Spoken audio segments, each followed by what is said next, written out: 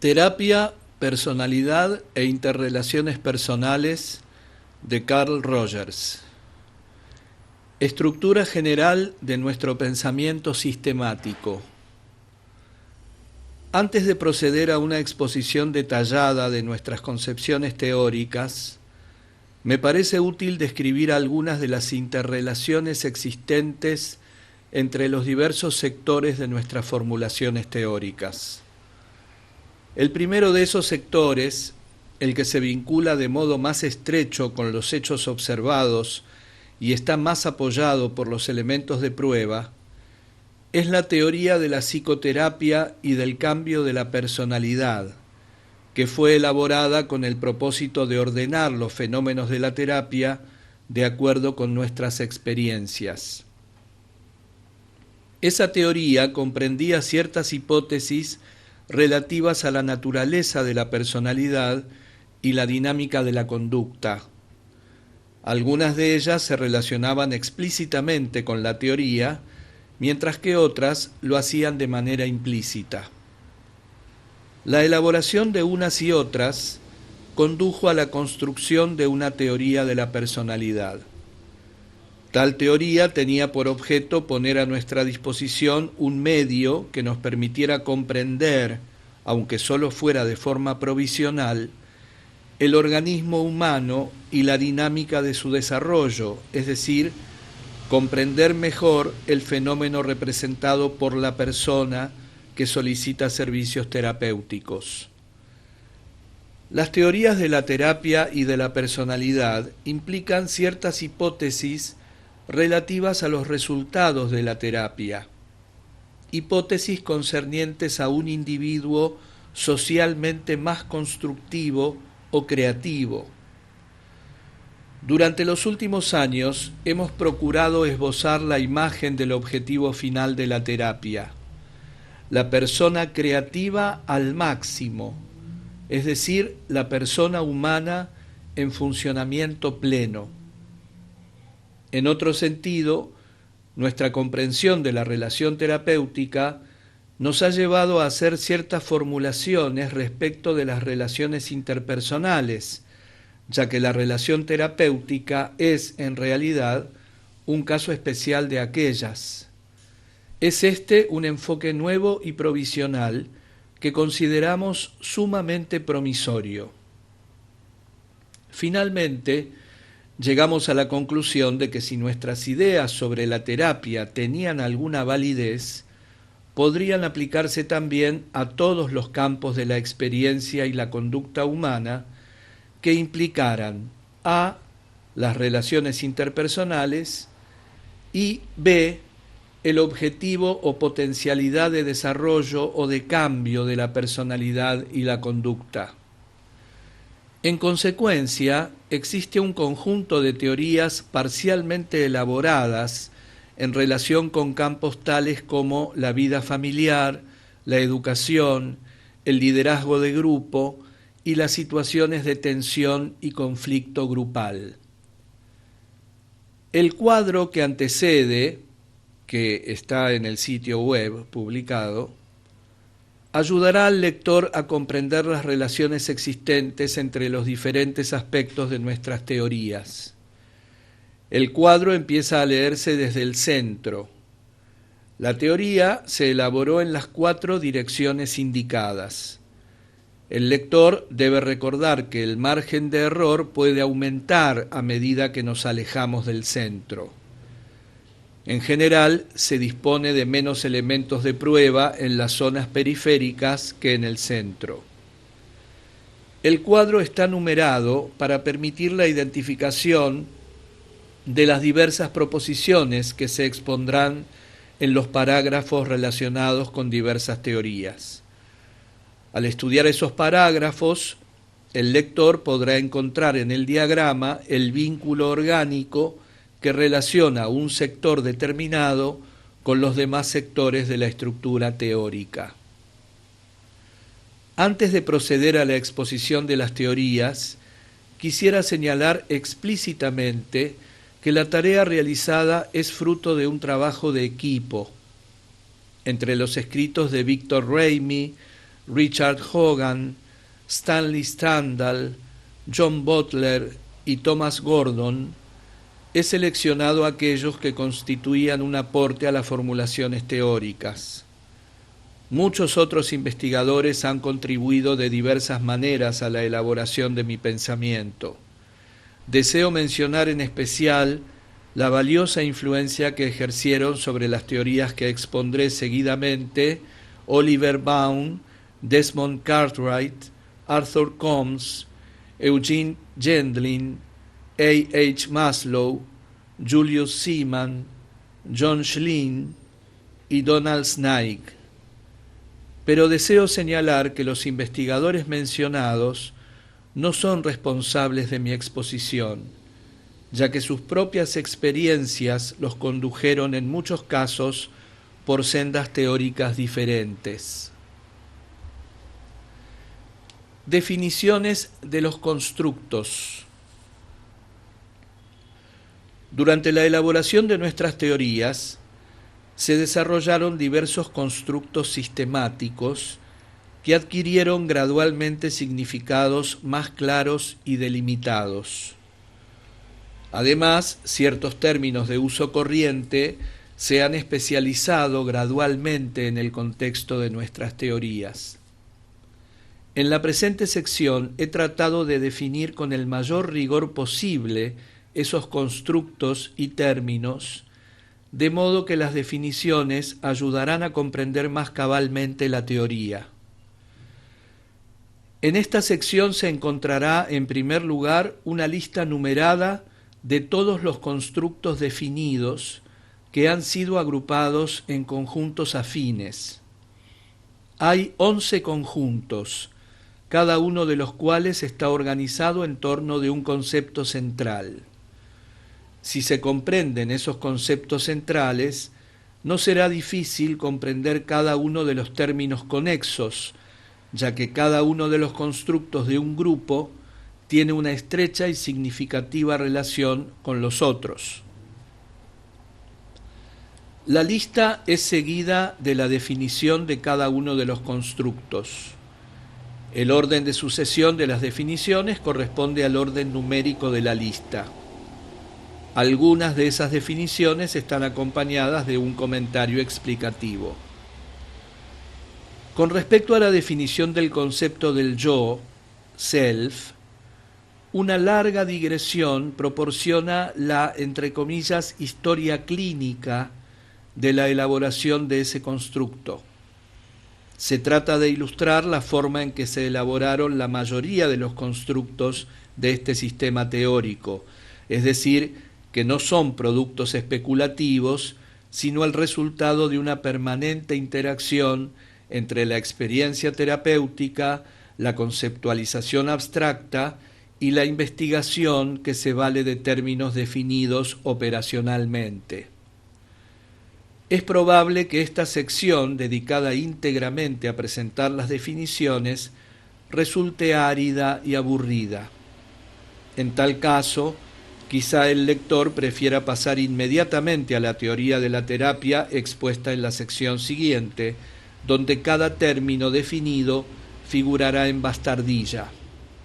Podrá entonces consultar la sección relativa a las definiciones cada vez que lo necesite y encontrar así el significado preciso de cada término. Agrupación de las definiciones. Tendencia actualizante y constructos conexos. 1. Tendencia actualizante. 2. Tendencia a la actualización del yo. Experiencia y constructos conexos. 3. Experiencia. 4. Experimentar. 5. Sentimiento. Experiencing del sentimiento. En una nota al pie dice: neologismo ideado por Gendlin. Experiencing es un proceso cambiante orgánico espacio-temporal, una corriente continua de sentimientos y unos pocos contenidos explícitos. Es el proceso de sentimientos que continuamente acontece en el campo fenoménico del individuo. Constructos que se refieren a la representación consciente. 6. Representación, simbolización, conciencia. 7.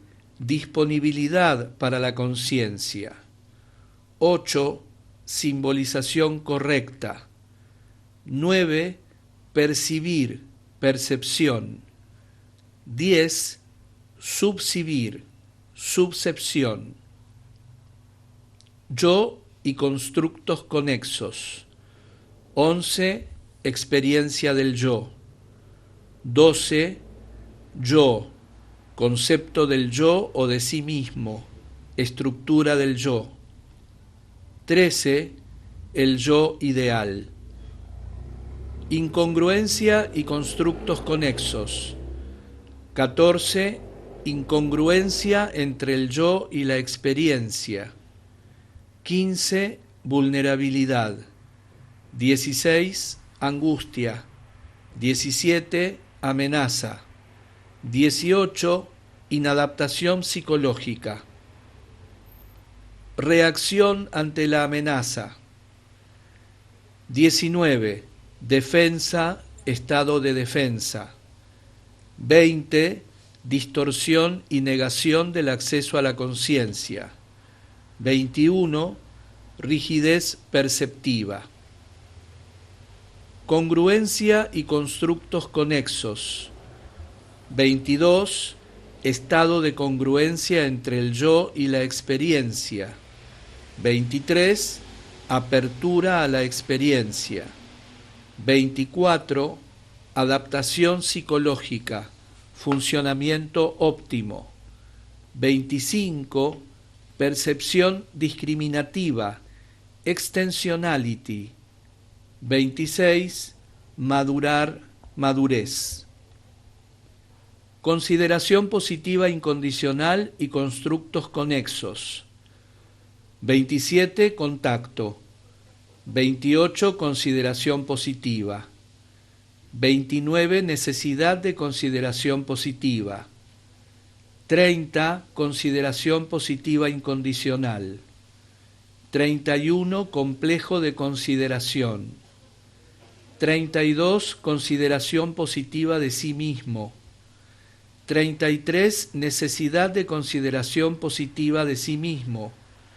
34. Consideración positiva incondicional de sí mismo. Valoración condicional. 35. Valoración condicional. Constructos relacionados con la valoración. 36. Centro de la valoración. 37. Proceso de valoración organísmica. Constructos relacionados con la fuente del conocimiento. 38. Marco de referencia interno. 39. Empatía. 40. Marco de referencia externo. 1. Tendencia actualizante. Todo organismo tiene la tendencia innata a desarrollar todas sus potencialidades para conservarlo o mejorarlo. Abarca no solo la tendencia a satisfacer lo que Maslow denomina necesidades deficitarias, entre comillas, de aire, alimentación, agua, etc., sino también a realizar actividades más generalizadas, como el desarrollo tendiente a la diferenciación creciente de los órganos y funciones, la expansión en función del crecimiento, la expansión de la eficacia mediante el uso de herramientas, la expansión y el mejoramiento a través de la reproducción. Es el desarrollo en el sentido de la autonomía y en sentido opuesto al de la heteronomía o control ejercido por fuerzas externas. Podría usarse como sinónimo de este término la formulación de Anguial, abre comillas: la vida es un proceso autónomo que tiene lugar entre el organismo y el medio ambiente. El proceso vital no tiende meramente a preservar la vida, sino que trasciende el momentáneo statu quo del organismo, expandiéndolo continuamente e imponiendo su determinación autónoma sobre un creciente ámbito de acontecimientos. Cierra comillas. Es importante señalar que la tendencia actualizante es el concepto fundamental que se postula en este sistema teórico y que es el organismo en su totalidad y sólo en su totalidad el que presenta esa tendencia. No hay en el sistema homúnculos ni otras fuentes de energía o de acción. El yo, por ejemplo, es un constructo importante de nuestra teoría, pero el yo no hace, entre comillas, nada. Es sólo una expresión de la tendencia general del organismo a comportarse en formas tales que lo mantengan y mejoren. Señalemos también que los conceptos de motivación denominados reducción de la necesidad, reducción de la tensión, reducción del impulso, están incluidos en el concepto de tendencia actualizante. Este incluye también las motivaciones de crecimiento que parecen ir más allá de estos términos: la tendencia a reducir las tensiones, la tendencia a ser creativo, la tendencia a caminar en lugar de arrastrarse, que permitirá cumplir las mismas funciones. 2. Tendencia a la actualización del yo. Siguiendo el desarrollo de la estructura del yo, esta tendencia general actualizante se expresa también en la actualización de la parte de la experiencia del organismo que está simbolizada en el yo. Cuando hay acuerdo entre el yo y el organismo, es decir, entre la experiencia del yo y la experiencia del organismo en su totalidad, la tendencia actualizante opera de modo relativamente unificado. Si el yo y la experiencia son incongruentes, entonces la tendencia actualizante del organismo puede funcionar por vías opuestas con el subsistema de esa motivación, es decir, la tendencia a actualizar el yo. Se comprenderá mejor esta definición cuando se definan algunos términos: yo, incongruencia, etc. La introducimos aquí porque es un aspecto secundario de la motivación.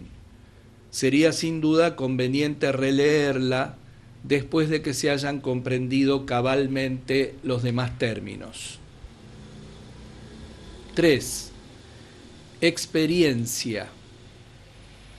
Este término se usa para englobar todo lo que sucede dentro del organismo en cualquier momento y que está potencialmente disponible para la conciencia. Incluye tanto los hechos de los cuales el individuo no tiene conciencia como los fenómenos que han accedido a la conciencia. Podemos citar, por ejemplo, los aspectos psicológicos del hambre, aun cuando el individuo esté tan absorbido por el trabajo, el juego, etc., que no tenga conciencia de que siente hambre; los efectos que producen en el organismo la visión, los sonidos y los olores, aun cuando ocupen el centro de la atención; la influencia de la memoria y de las huellas de las experiencias pasadas, en la medida en que actúan sobre la experiencia inmediata, es decir, en la medida en que restringen o amplían el significado de los diversos estímulos. En pocas palabras, todo lo que está presente en la conciencia inmediata. Señalemos, no obstante, que el concepto de experiencia no incluye fenómenos tales como las descargas de neuronas o los cambios de la tasa de la glucosa en la sangre, debido a que estos hechos no están directamente disponibles para la conciencia. O sea que nuestra definición no es fisiológica, sino psicológica. Como sinónimos de experiencia, podemos citar los términos campo experiencial o campo fenoménico, aunque este último, tal como lo emplean Zweig y Combs, abarca algo más que los fenómenos de la conciencia. No hace mucho hice uso de términos tales como experiencias viscerales y sensoriales y experiencias orgánicas para sugerir el sentido de totalidad que tiene este concepto. Debemos señalar, por último, que el concepto de experiencia se refiere a los datos inmediatos de la conciencia, no a una acumulación de experiencias pasadas. Se cree que tal delimitación posibilita definiciones operacionales de la experiencia o de una experiencia, es decir, de un segmento determinado del campo experiencial. 4. Experimentar. Este término significa simplemente recibir en el organismo la repercusión de los hechos sensoriales o fisiológicos que están produciéndose en un momento determinado. El término que designa este proceso suele emplearse en la frase experimentar conscientemente, que significa simbolizar de manera adecuada en el plano de la conciencia esos hechos sensoriales o viscerales. Teniendo en cuenta que la simbolización tiene diversos grados de exactitud, por lo general nos servimos de expresiones como experimentar cada vez más conscientemente para indicar que se está haciendo referencia a la extensión de este proceso hacia una simbolización más completa y exacta. 5. Sentimiento. Experiencing del sentimiento. Este término se usa mucho en textos sobre la teoría de la terapia centrada en el cliente y su teoría. Denota el significado personal de una experiencia de tinte emocional. Por lo tanto, incluye la emoción, pero también el contenido cognoscitivo del significado de esa emoción dentro y de forma inseparable de su contexto experiencial e inmediato. Los ejemplos incluirían manifestaciones como las siguientes: estoy enojado conmigo mismo, me avergüenzo de mis deseos cuando estoy con ella, por primera vez y recién ahora me doy cuenta de que me gustas. Este último es un ejemplo de otro fenómeno relacionado con nuestra teoría y que ha sido denominado experiencing total del sentimiento en el presente inmediato. El individuo es entonces congruente en su experiencia, su conciencia y su expresión del sentimiento. 6. Representación, simbolización, conciencia. Se considera que estos tres términos son sinónimos. Para usar la expresión de Angeal, la conciencia, consciousness o awareness, es la simbolización de una parte de nuestra experiencia. O sea que se concibe la conciencia como la representación simbólica, no necesariamente en símbolos verbales, de una parte de nuestra experiencia. Esta representación puede tener diversos grados de agudeza e intensidad, que van desde una vaga conciencia de algo que existe como fondo, hasta una clara conciencia de algo que ocupa el foco de la conciencia como figura. 7. Disponibilidad para la conciencia. Cuando una experiencia puede simbolizarse libremente, sin negación defensiva ni distorsión, entonces se dice que está disponible para la conciencia. 8. Simbolización correcta.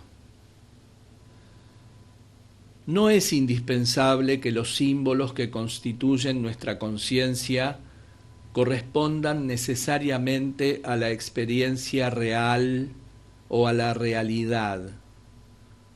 Por ejemplo, el psicótico tiene conciencia de, simboliza los impulsos eléctricos de su cuerpo que en la realidad parecen no existir.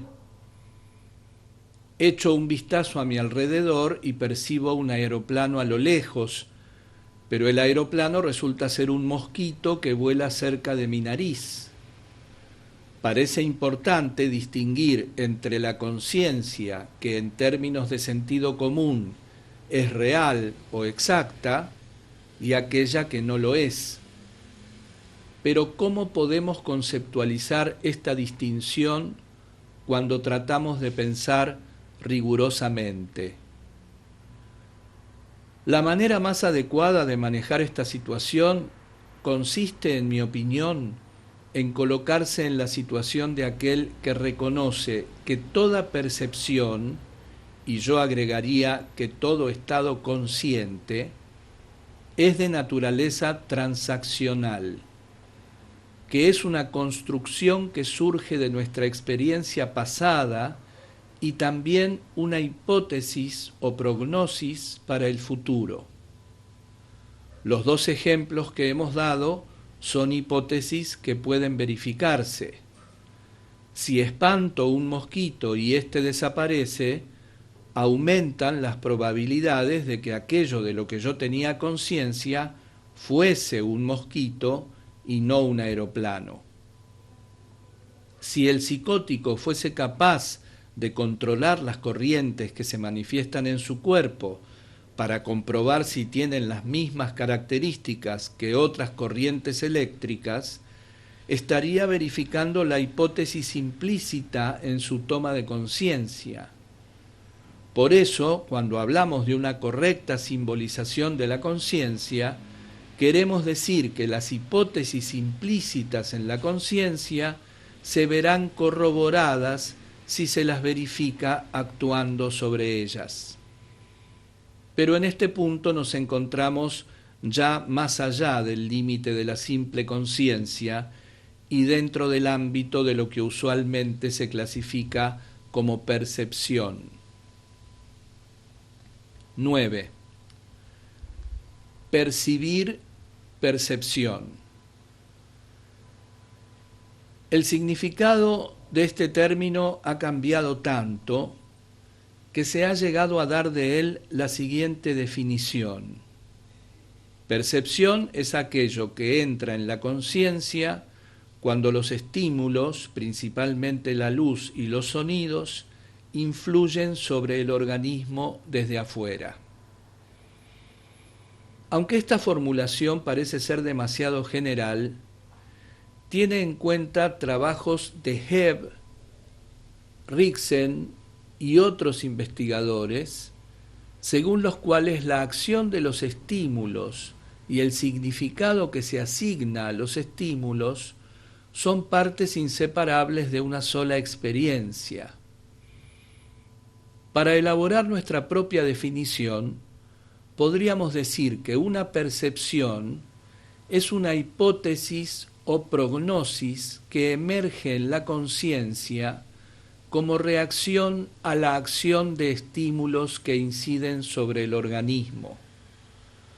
Cuando percibimos que esto es un triángulo, aquello es un árbol, esta persona es mi madre, estamos haciendo la predicción de que los objetos a partir de los cuales se reciben los estímulos presentarían, si los controlásemos por otros medios, propiedades que hemos llegado a considerar, en función de nuestra experiencia pasada, como características de los triángulos, los árboles o nuestra madre.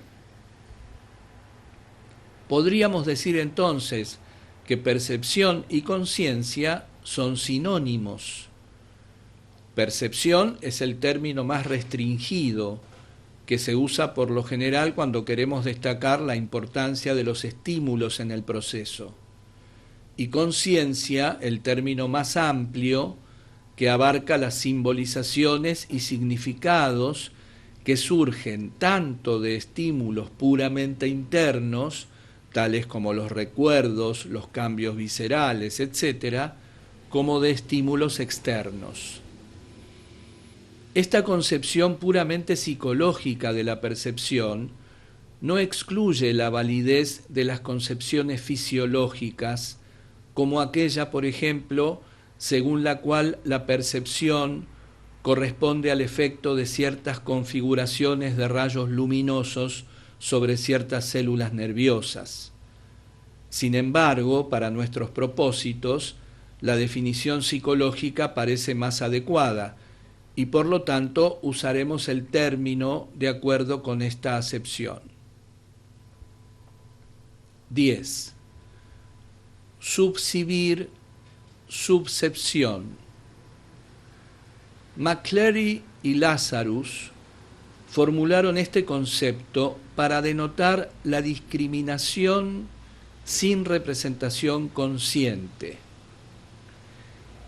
Dichos autores afirman que, abre comillas, aun cuando un sujeto sea incapaz de efectuar discriminaciones visuales conscientes, es capaz de hacer discriminaciones de estímulos en niveles inferiores al nivel requerido para la representación consciente. Cierra comillas. Parecería así que el organismo puede discriminar un estímulo y el significado que tiene para él sin utilizar los centros nerviosos superiores que funcionan en los estados conscientes. Según nuestra teoría, es esta capacidad la que permite al individuo distinguir el carácter amenazador de una experiencia sin representarse conscientemente esta amenaza. 11. Experiencia del yo. Este término fue introducido por Stendhal, quien lo definió como todo hecho o entidad del campo fenoménico discriminado por el individuo y que se discrimina también como yo, self, me, I, o como algo vinculado al yo. En general, las experiencias del yo son la materia prima con la cual se forma el concepto del yo organizado. 12. Yo, concepto del yo o de sí mismo, estructura del yo.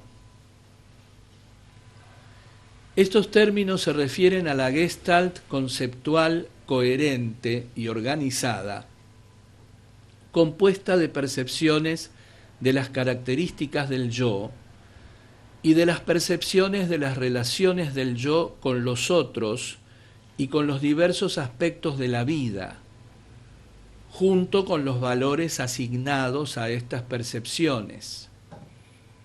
Se trata de una Gestalt que está disponible para la conciencia, aunque no esté necesariamente en la conciencia. Es una Gestalt fluida y cambiante, un proceso, pero en un momento dado se trata de una entidad específica que es, cuando menos, parcialmente definible en términos operacionales por medio de un inventario de personalidad del tipo de la técnica Q o de otros instrumentos de medición. Se usa más el término yo o concepto del yo cuando hablamos de la imagen que la persona tiene de sí misma, y el término estructura del yo cuando observamos esta Gestalt desde un marco de referencia externo. 13. El yo ideal. El yo ideal, o ideal del yo, es el término usado para definir el concepto del yo que el individuo desearía poseer y al cual asigna un valor de la mayor importancia. En todos los demás aspectos se define de la misma manera que el concepto del yo.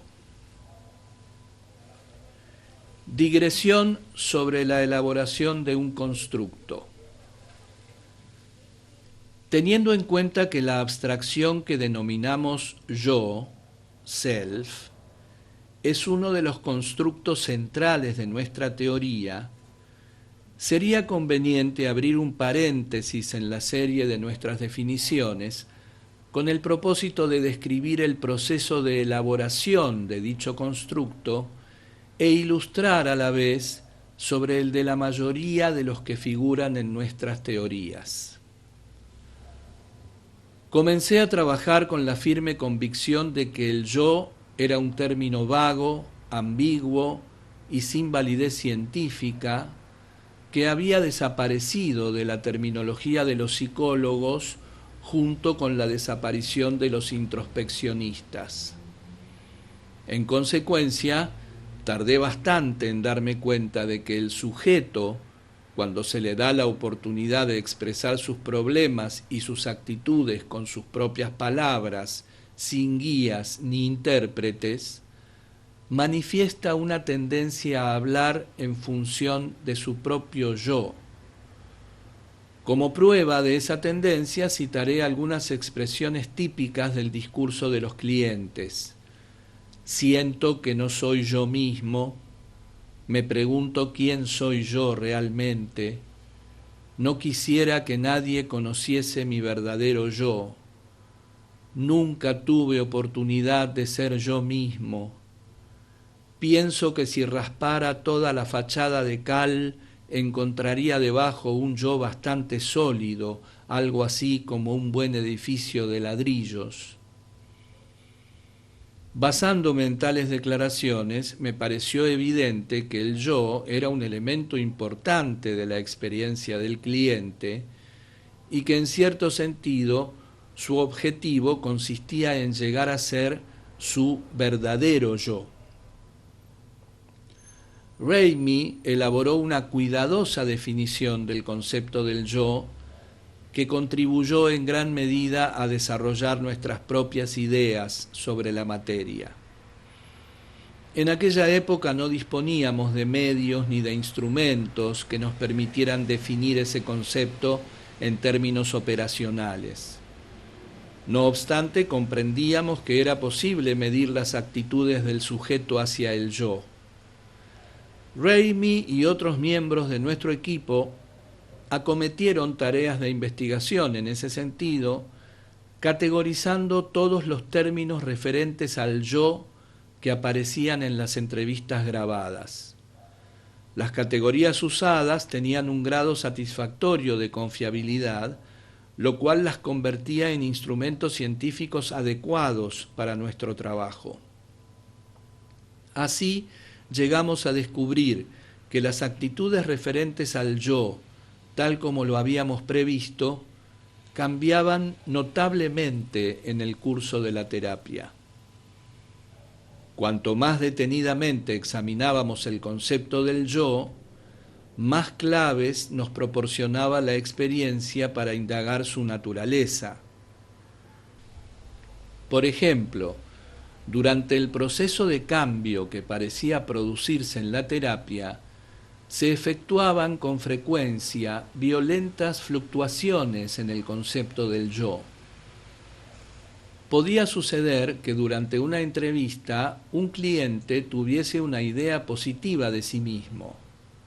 Sentía que era una persona digna de estima, que tenía condiciones para enfrentar la vida y su estado de ánimo era sereno y confiado. 3 días después, regresaba con una concepción de sí mismo radicalmente opuesta.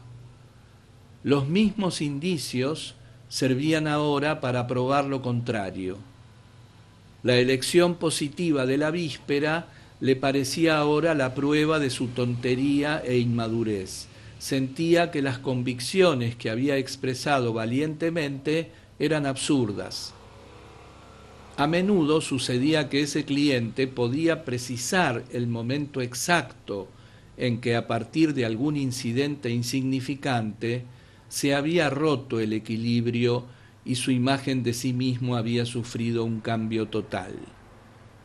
Pero durante el transcurso de la entrevista, su propia imagen podía volver a cambiar súbitamente. Cuando estudiamos ese fenómeno, nos dimos cuenta de que no nos enfrentábamos con una entidad de crecimiento lento, de aprendizaje paulatino, con miles de condicionamientos unidireccionales. Quizá el proceso pudiese involucrar todas esas características, pero el resultado era evidentemente una gestalt, una configuración en la cual la alteración de un aspecto de menor importancia podía alterar completamente la pauta general. Tuvimos forzosamente que recordar la ilustración favorita utilizada en los libros de texto para expresar la idea de Gestalt, la doble imagen de la bruja y la muchacha. Observada con una disposición mental determinada, la figura representa a una mujer vieja y fea, pero ante el más ligero cambio se convierte en el retrato de una muchacha atractiva. Lo mismo pasaba con nuestros clientes. Evidentemente, el concepto del yo era de naturaleza configuracional. Nuestra experiencia clínica nos proporcionó otro indicio para investigar de qué modo funcionaba el yo. Ya habíamos descubierto que el concepto convencional de represión, que la considera vinculada a los impulsos prohibidos o socialmente prohibidos, no servía para explicar ciertos hechos. Con frecuencia, los impulsos y sentimientos reprimidos más profundamente son sentimientos positivos de amor, ternura o confianza en el yo. ¿Cómo podíamos explicar entonces esa sorprendente mezcla de experiencias a las cuales no se les permitía el acceso a la conciencia? Gradualmente tuvimos que reconocer la importancia del principio de coherencia con el yo. Las experiencias que no son coherentes con el concepto que el individuo tiene de sí mismo son excluidas por lo general de la conciencia, sea cual fuere su carácter social.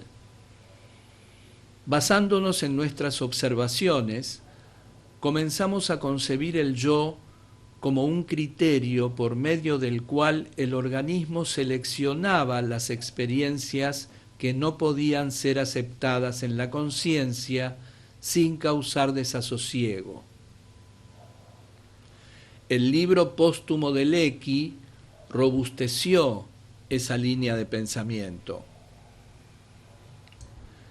También comenzamos a comprender otras funciones que cumplía el yo como mecanismo regulador de la conducta, etc. Poco después, la técnica Q de Stephenson hizo entrever la posibilidad de formular una definición operacional del concepto del yo. Inmediatamente la investigación cobró un nuevo impulso. Aunque creemos que apenas si hemos empezado a sacar partido de la posible verificación de las hipótesis, se han obtenido ya mediciones y predicciones referentes al yo actual, al yo en el pasado, al yo tal como se manifiesta con mi madre, al yo que me gustaría ser, etc. Probablemente el más complejo y significativo de estos estudios sea el que llevó a cabo Chodorkov. En él formulaba informalmente la siguiente hipótesis: cuanto más congruencia exista entre la descripción objetiva de un individuo y la descripción que ese mismo individuo hace de su yo, menos defensiva será la manera en que ese mismo individuo se percibe a sí mismo y mejor su adaptación personal. Los resultados demostraron que esa hipótesis, y por consiguiente ciertos elementos importantes de nuestra teoría, eran válidos. En general, los resultados de las diversas investigaciones relativas al yo demuestran que el yo es una variable importante de la dinámica de la personalidad y que el cambio que se produce en la idea que el individuo se hace de sí mismo es uno de los aspectos más notables y significativos de los resultados terapéuticos. Debemos reconocer que todo constructo teórico es una abstracción más o menos arbitraria de la experiencia. O sea que el yo podría definirse de diversas maneras. Según Hilgard, por ejemplo, la definición del yo incluye material, tanto consciente como inconsciente.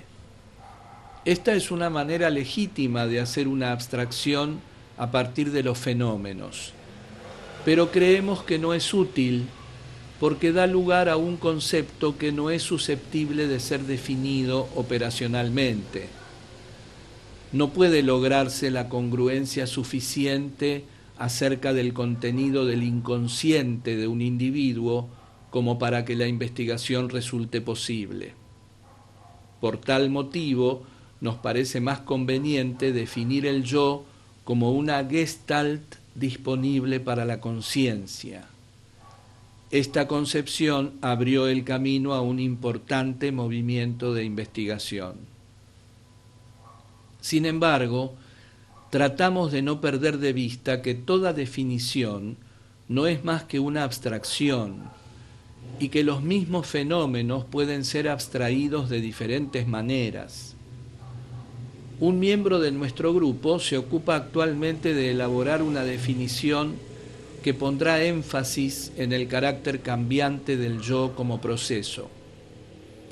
Otros investigadores creen que una definición múltiple sería más adecuada, es decir, una definición que tuviera en cuenta la existencia de varios yo para los diversos contextos vitales.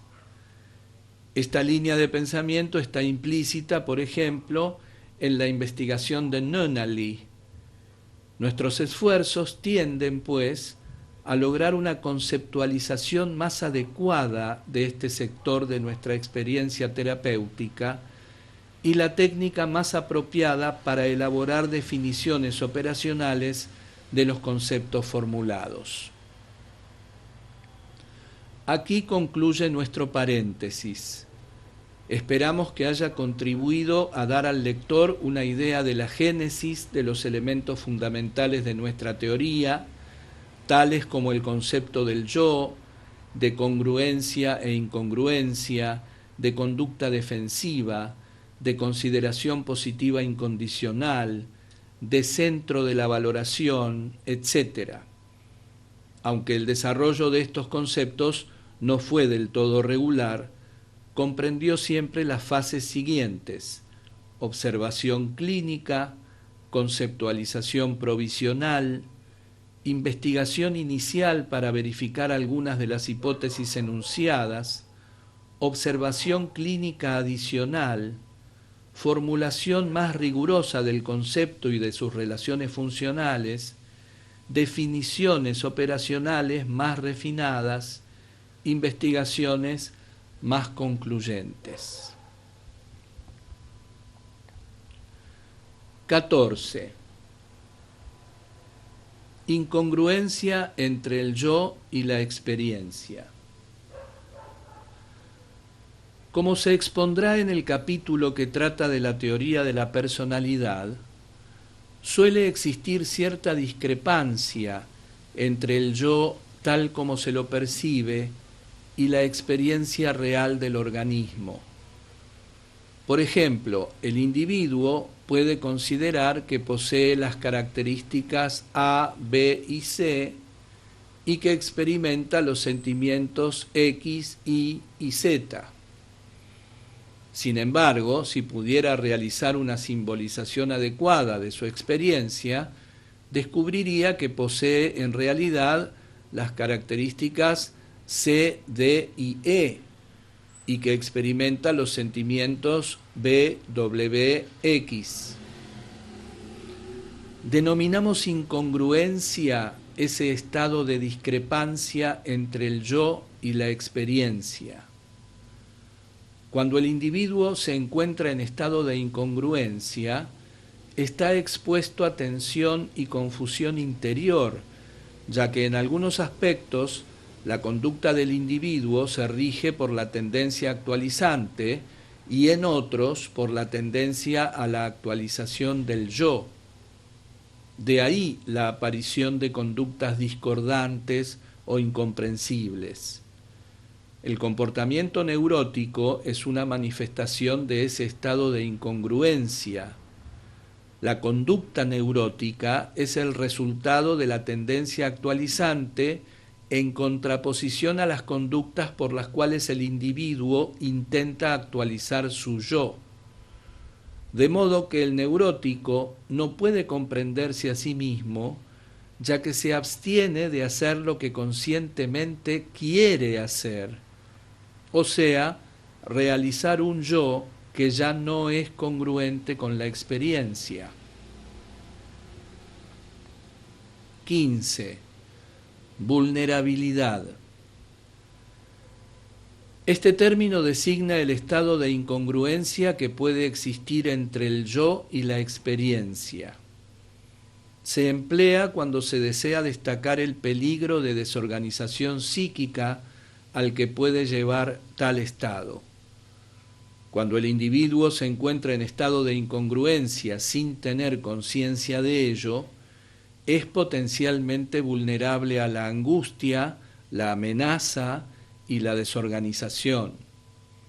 Si una nueva experiencia pone en evidencia la discrepancia con tal claridad que el individuo no puede dejar de percibirla conscientemente, se sentirá amenazado y su concepto del yo quedará desorganizado por esa experiencia contradictoria e inasimilable. 16. Angustia. Fenomenológicamente, la angustia es un estado de incomodidad o de tensión cuya causa es ignorada por el individuo que la experimenta.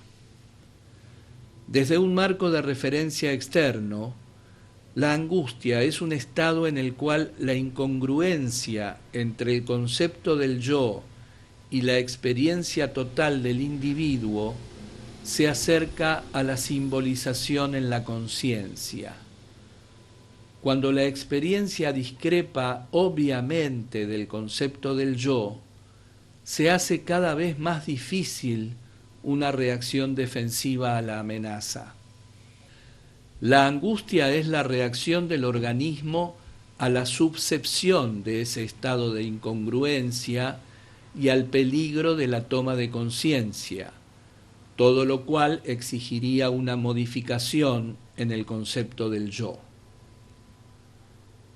17. Amenaza. Se dice que hay amenaza cuando el individuo se da cuenta o prevé, subsibe, que una experiencia es incongruente con su estructura del yo. Puede considerársela como la versión externa de aquello que, desde un marco de referencia interno, se conoce con el nombre de angustia.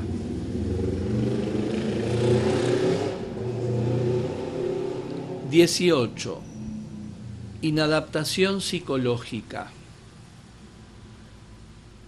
Hay inadaptación psicológica cuando el organismo se niega a concientizar o distorsiona en la conciencia ciertas experiencias importantes que en consecuencia no se simbolizan correctamente ni se organizan en la estructura del yo, creando así una incongruencia entre el yo y la experiencia.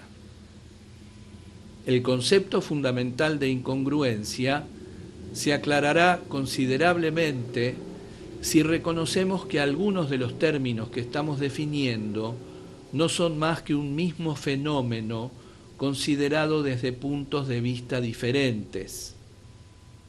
Cuando un individuo se encuentra en un estado de incongruencia entre el yo y la experiencia y lo enfocamos desde un punto de vista externo, decimos que es vulnerable si no tiene conciencia de la discrepancia o que está amenazado si tiene cierta conciencia de ella.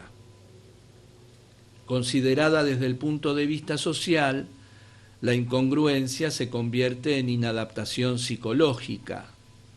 Si el individuo se contempla a sí mismo, puede considerarse adaptado si no tiene conciencia de la discrepancia, o angustiado si la subsibe oscuramente, o amenazado o desorganizado si se ha visto obligado a tomar conciencia de la discrepancia. 19. Defensa. Estado de defensa.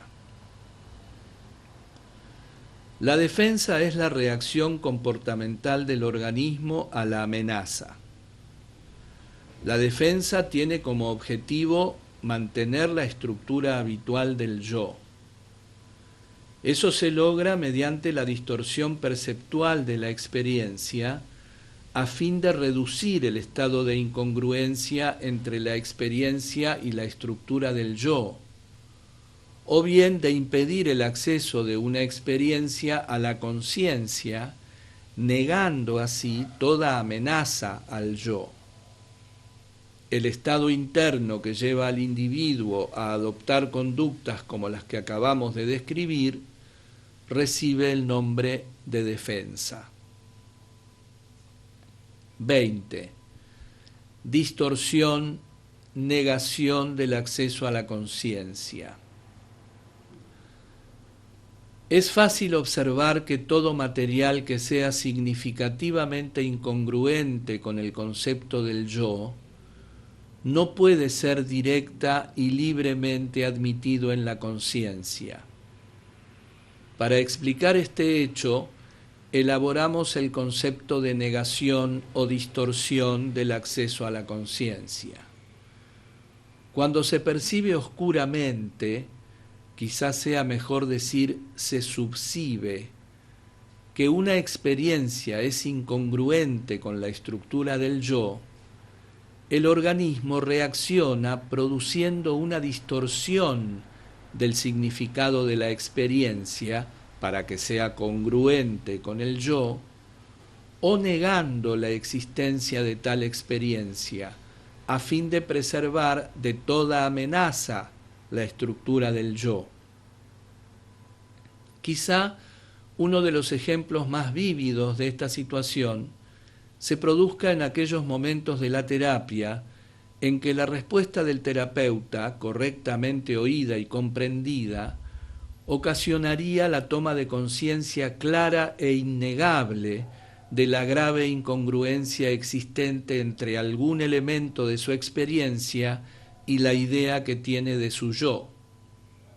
En ese caso, el cliente puede responder: oigo lo que usted me dice y sé que debería comprenderlo, pero no tengo la menor idea de lo que quiere decir. En este caso, la relación es demasiado buena para que el cliente pueda distorsionar el significado recurriendo a una racionalización. Pero el significado es demasiado amenazador para que pueda ser comprendido. El organismo opta entonces por negar que la comunicación tiene cierto significado. Debemos señalar que una negación de la experiencia tan absoluta es mucho menos frecuente que el fenómeno de la distorsión. Por ejemplo, si la estructura del yo de un estudiante incluye el elemento no soy muy capaz, la experiencia de recibir una calificación excelente puede distorsionarse fácilmente a fin de que sea congruente con su yo. En tal caso se percibirá la experiencia con connotaciones tales como ese profesor es un tonto, fue cuestión de suerte, etc. 21.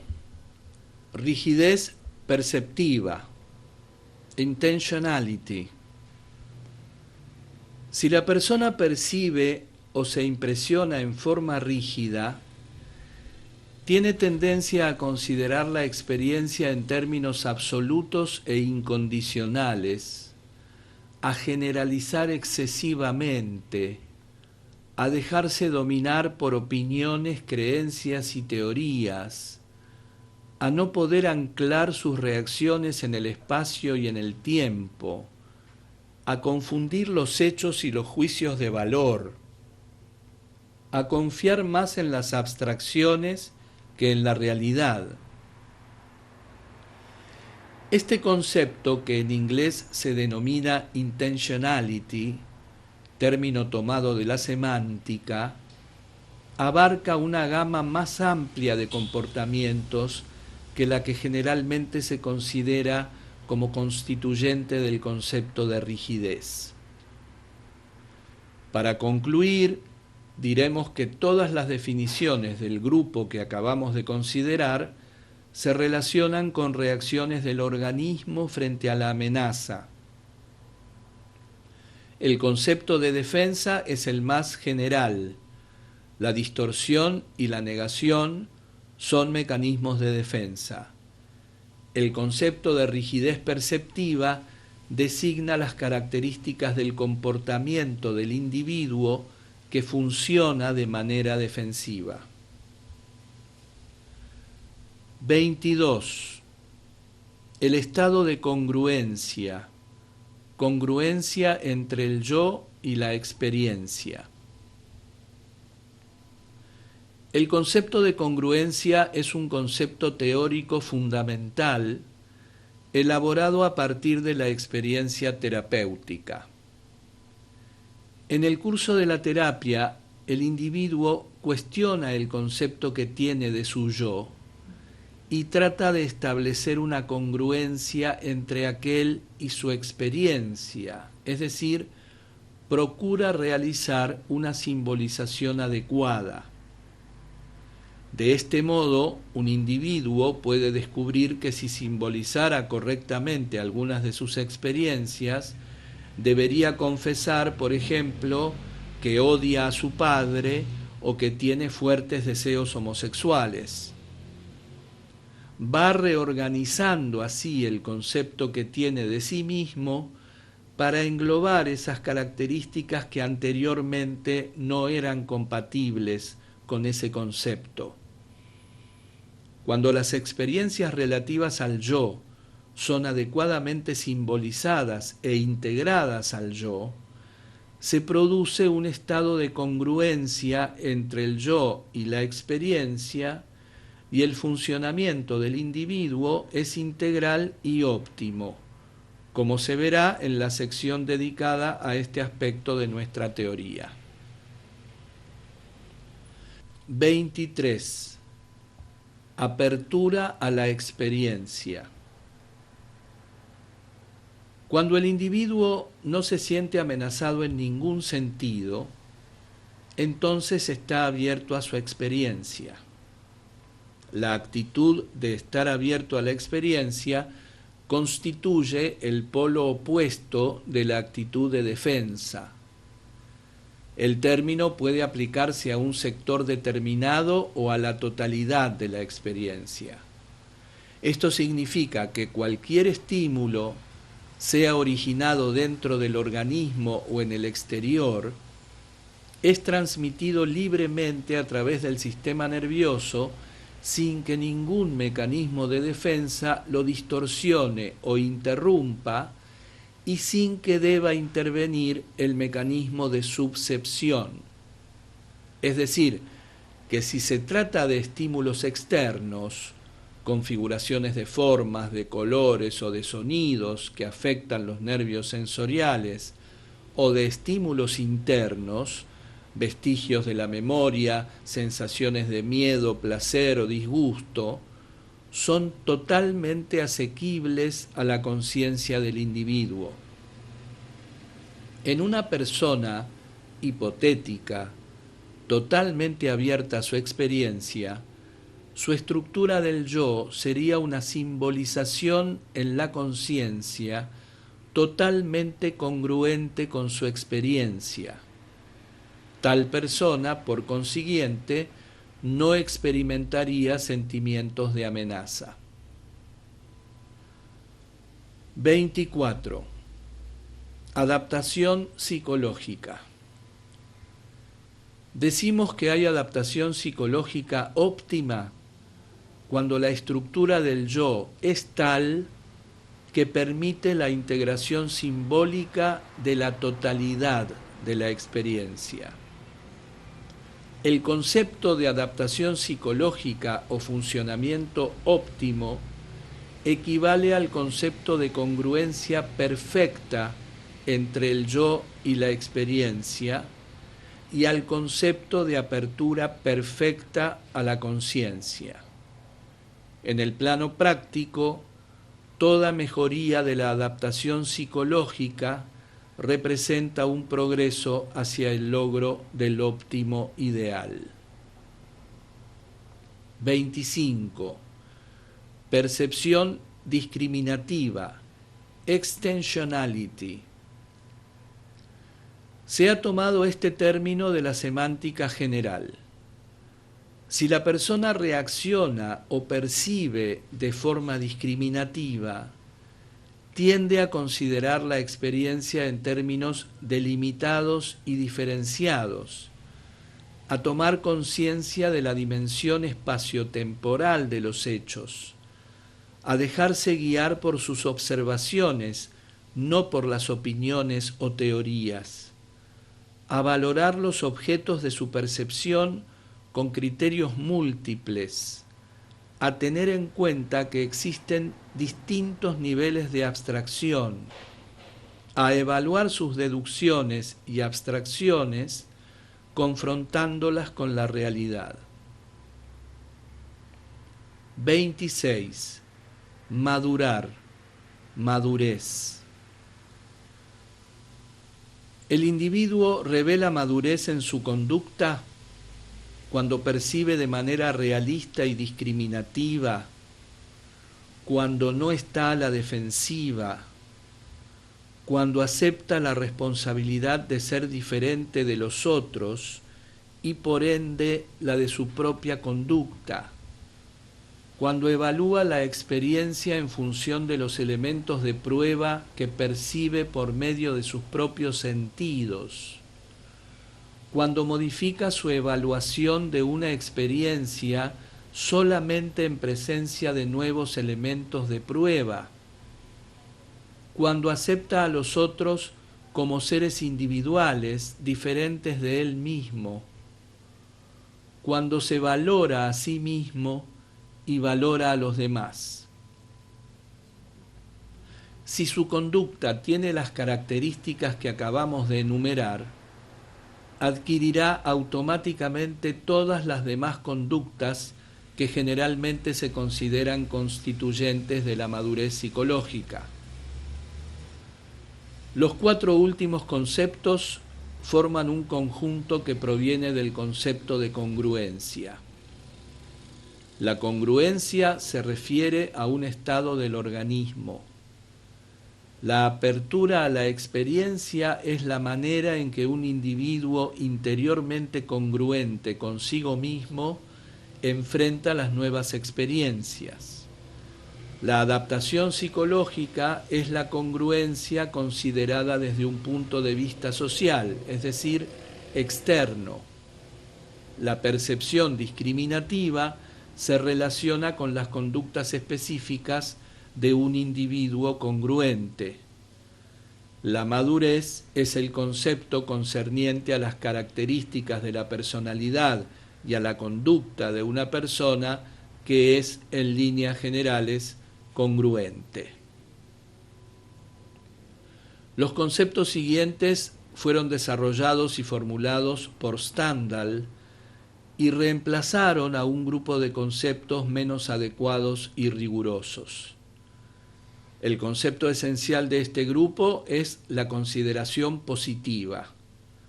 Pero como todos los fenómenos relativos a este concepto presuponen un contexto de relaciones, comenzaremos por la definición de contacto psicológico o relación mínima. 27.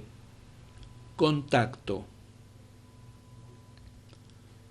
Cuando dos personas están en presencia una de otra y cada una afecta el campo experiencial de la otra en forma percibida o subliminal, decimos que esas personas están en contacto. Este concepto recibió primeramente el nombre de relación. Después se comprobó que ese término conducía a muchos errores, ya que tiende a sugerir una relación de una profundidad y de una calidad que caracterizan una relación terapéutica. El término que se usa actualmente indica que se trata de una relación estrictamente mínima. Cuando se quiere indicar algo más que un simple contacto entre dos personas, las características adicionales que superan esas condiciones mínimas son elaboradas expresamente, tal como se consigna a continuación. 28. Consideración positiva. Cuando percibo que una persona tiene una experiencia respecto de su yo, y cuando esa percepción modifica positivamente mi campo experiencial, decimos que experimento una consideración positiva hacia esa persona.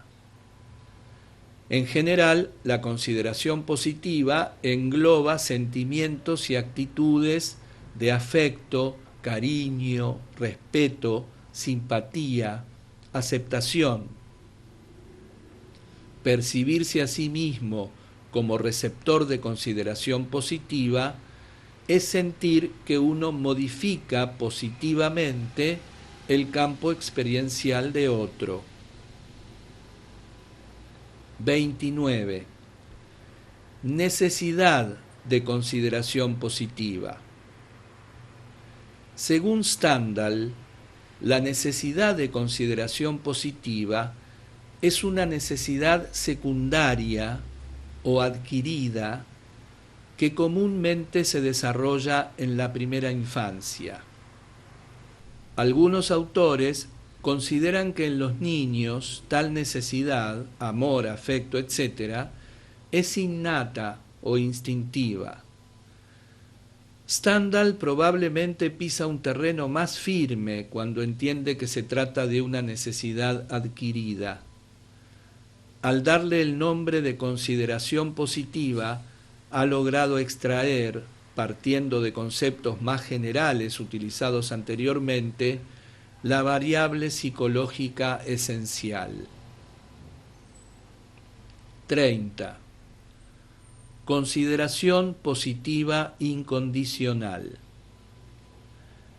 Esta expresión representa uno de los conceptos claves de nuestra teoría y puede definirse así: si todas las experiencias de otra persona relativas a sí misma son percibidas por mí como igualmente dignas de consideración positiva, es decir, si no hay ninguna que yo considere menos digna de consideración positiva, decimos entonces que experimento una consideración positiva incondicional hacia esa persona.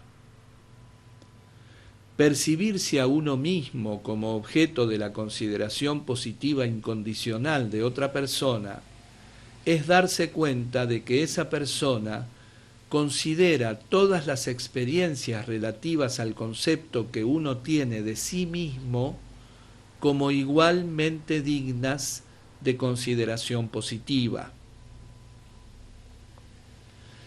Expresado en términos más simples, sentir consideración positiva incondicional hacia otra persona significa valorar a esa persona, para emplear el término de Dewey, recientemente usado por Butler en este sentido.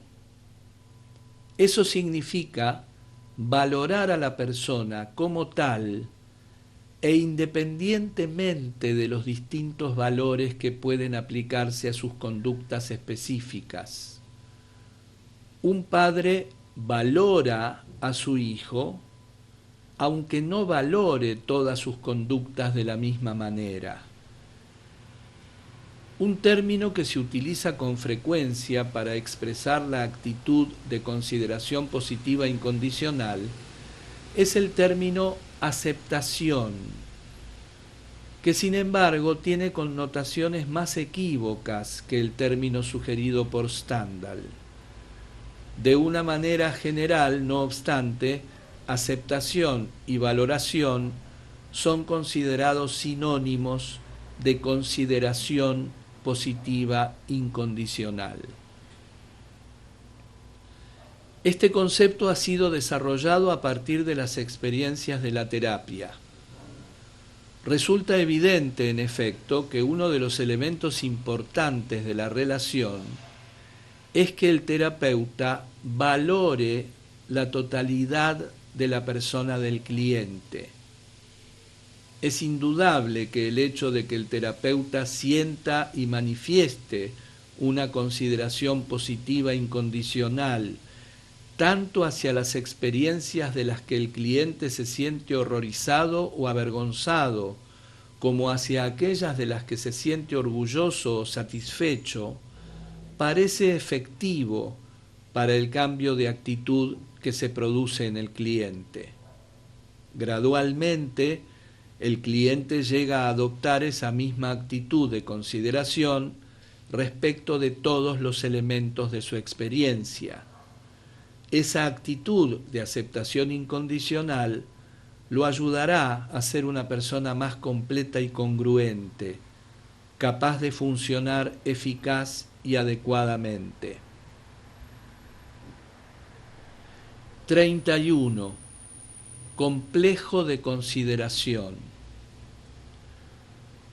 Este concepto, elaborado por Stendhal, se refiere a una configuración de experiencias relativas al yo, junto con sus interrelaciones, que para el sujeto implican una actitud de consideración positiva de una persona hacia él.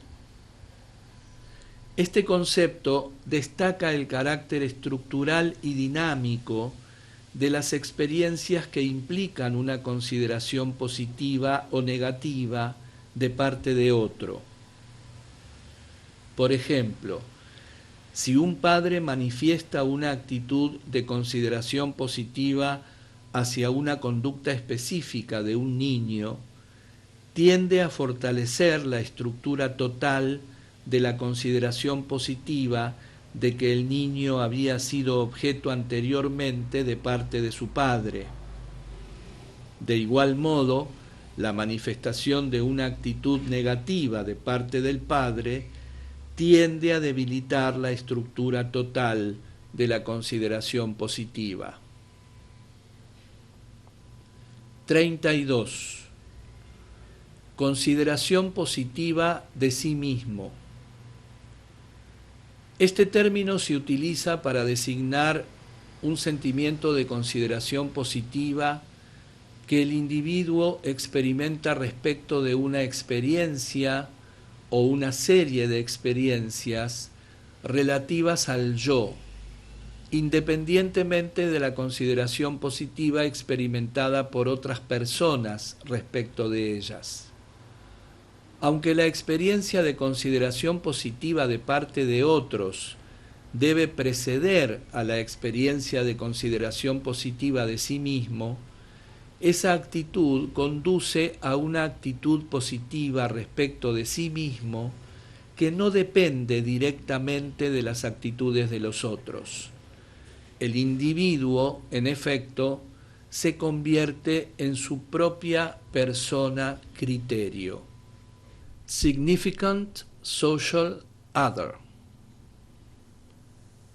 33. Necesidad de consideración positiva de sí mismo. La necesidad de consideración positiva de sí mismo es una necesidad secundaria o adquirida que se relaciona con la necesidad de consideración positiva de parte de otros. 34. Consideración incondicional de sí mismo. Cuando el sujeto se percibe a sí mismo de modo tal que todas las experiencias relacionadas a su yo le parecen dignas de consideración positiva, experimenta una consideración incondicional de sí mismo. 35. Valoración condicional. La estructura del yo está caracterizada por una valoración condicional cuando el individuo busca o evita ciertas experiencias del yo por la única razón de que las considera más o menos dignas de consideración positiva. Este concepto fundamental fue elaborado por Stendhal para reemplazar el de valor introyectado, concepto menos riguroso que fue utilizado en las primeras formulaciones. Se dice que hay valoración condicional cuando la consideración positiva de otra persona significativa es condicional, es decir, cuando el individuo siente que en ciertos aspectos es valorado y que en otros no lo es. Tal actitud es gradualmente asimilada a su propio complejo de consideración de sí mismo y el individuo valora su experiencia, positiva o negativamente, en función de esas valoraciones condicionales tomadas de otros, y no porque esa experiencia lo enriquezca o no lo enriquezca realmente. Intentaremos formular este concepto desde un punto de vista algo diferente. Cuando el individuo ha sido objeto de una consideración positiva incondicional, entonces una nueva experiencia es valorada o no según su eficacia para mantener o enriquecer el organismo. Pero si un valor es introyectado en función de los valores de otra persona, esa valoración condicional es aplicada a una experiencia sin tener en cuenta en qué medida mantiene o enriquece el organismo. La valoración condicional es un caso específico importante de simbolización inadecuada. El individuo valora positiva o negativamente una experiencia como si se conformara al criterio de la tendencia actualizante, pero no a la experiencia misma. Una experiencia puede ser percibida como organísmicamente satisfactoria cuando en realidad no lo es. En consecuencia, la valoración condicional impide al individuo funcionar libremente y con un máximo de eficacia porque perturba el proceso de valoración. 36. Centro de valoración. Este concepto concierne a la fuente de los criterios aplicados por el sujeto en la valoración de su experiencia. Cuando esa fuente es interna, inherente a la experiencia misma, el centro de la valoración se encuentra en el sujeto. Cuando el centro de valoración se encuentra en otras personas, el sujeto aplica la escala de valores de esas personas que se convierten en el criterio de valoración del sujeto. 37. Proceso de valoración organísmica. Este concepto se refiere a un proceso en continua evolución, en el cual los valores nunca son fijos o rígidos. Por el contrario, las experiencias se simbolizan adecuadamente y se valoran de manera constante y renovada en función de las satisfacciones organísmicamente experienciadas. El organismo encuentra satisfacción en aquellos estímulos o comportamientos que lo mantienen y lo enriquecen y que mantienen y enriquecen al yo, tanto en el presente como en el futuro. La tendencia actualizante sirve así de criterio en el proceso de valoración organísmica. El ejemplo más simple de este proceso es el niño que alternativamente valora el juego y el reposo, que reclama el alimento cuando tiene hambre y que cuando está satisfecho siente aversión por él, que es capaz de discriminar cuál es la dieta que a la larga favorece su desarrollo. 38. Marco de referencia interno.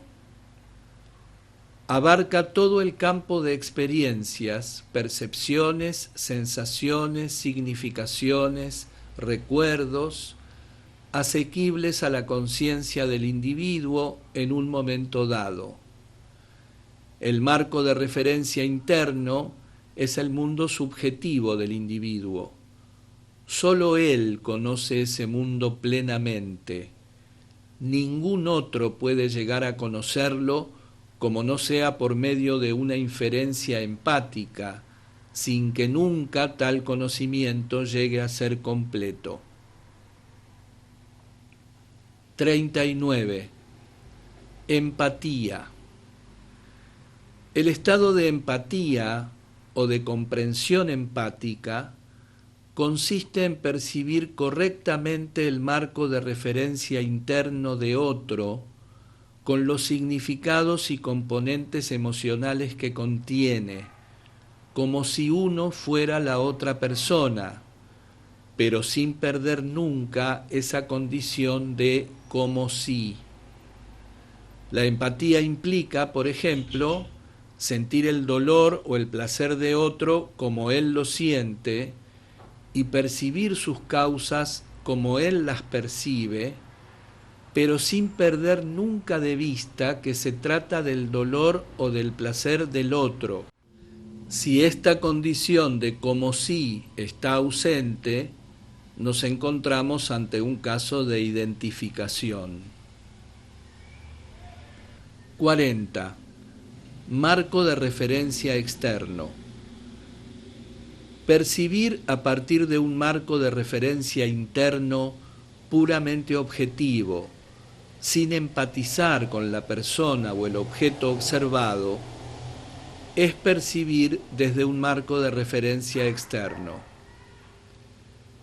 El pensamiento de los experimentadores pertenecientes a la escuela de psicología denominada del organismo vacío es un claro ejemplo del marco de referencia externo.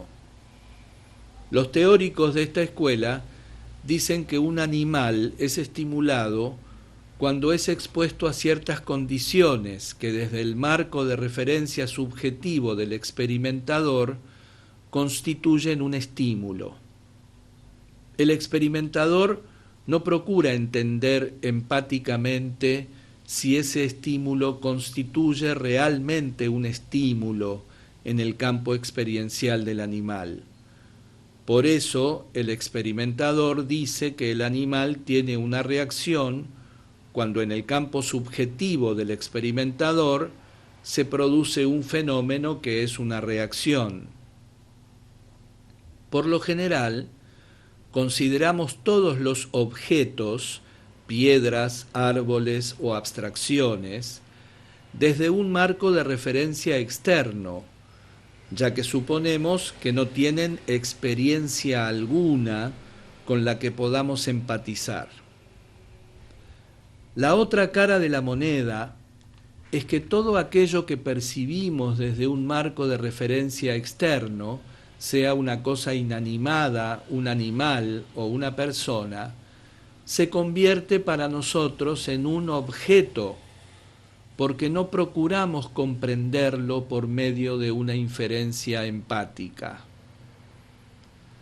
Las formas de conocimiento que acabamos de considerar merecen un comentario más amplio. En la medida en que se trata del conocimiento de seres humanos, podemos decir que estas formas se dan como un continuo. Se extienden desde la absoluta subjetividad de una persona dentro de su propio marco de referencia interno, hasta la completa subjetividad de una persona respecto de otra, marco de referencia externo. Entre uno y otro marco de referencia se encuentra la inferencia empática en la consideración del campo subjetivo de otro. Cada una de estas formas de conocimiento es esencialmente una formulación de hipótesis. La diferencia reside en la forma en que se verifican las hipótesis. Si experimento en mi propio marco de referencia interno amor u odio, goce o displacer, interés o aburrimiento, confianza o falta de confianza, la única forma en que puedo verificar estas hipótesis de experiencia consiste en un centrarme aún más en mi experiencia. ¿La amo realmente? ¿Estoy disfrutándolo realmente? ¿Creo realmente en esto? Son preguntas que solo pueden tener respuestas si las verifico con mi propio organismo. Si para saber si realmente la amo se lleva a cabo esta verificación a partir de los otros, estoy observándome a mí mismo como un objeto, me veo desde un marco de referencia externo. Aunque en última instancia cada individuo vive en y por su propio conocimiento subjetivo, socialmente este conocimiento no es considerado conocimiento y mucho menos conocimiento científico. El conocimiento que tiene alguna certeza en un sentido social implica el uso de inferencias empáticas como medio de verificación, pero el sentido de esa empatía es diferente.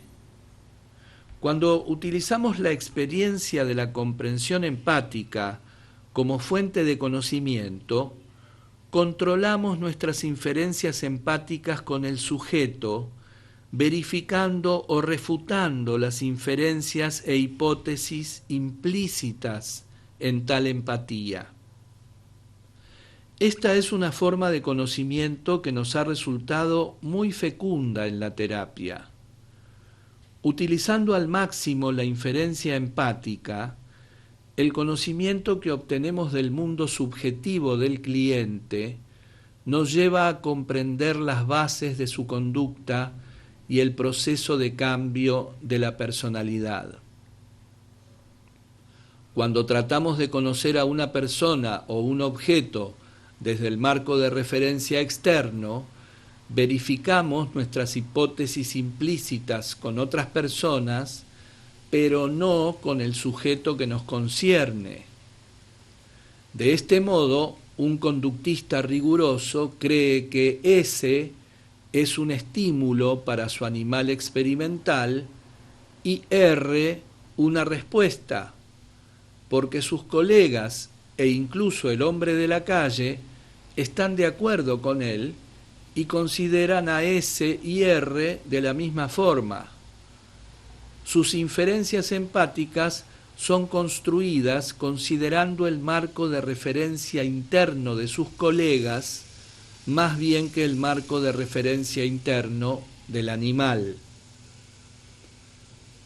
Hacer ciencia implica tomar un marco de referencia externo en el cual podamos verificar nuestras hipótesis, fundamentalmente a través de inferencias empáticas acerca del marco de referencia interno de nuestros colegas. Ellos realizan la misma operación que hemos realizado nosotros, sea realmente o por medio de una representación simbólica, y si perciben los mismos hechos y significados, consideramos confirmadas nuestras hipótesis. La razón de elaborar así las distintas formas de conocimiento reside en el hecho de que creemos que todas ellas tienen su utilidad y que la confusión surge cuando no se ve con claridad el tipo de conocimiento que se está experimentando específicamente. Por eso, en la teoría de la terapia que exponemos a continuación, pueden encontrarse algunas experiencias concretas de terapia especificadas como estados experienciales subjetivos y otras como un conocimiento empático del cliente. Pero la verificación científica de las hipótesis de la teoría solo puede realizarse desde un marco de referencia externo.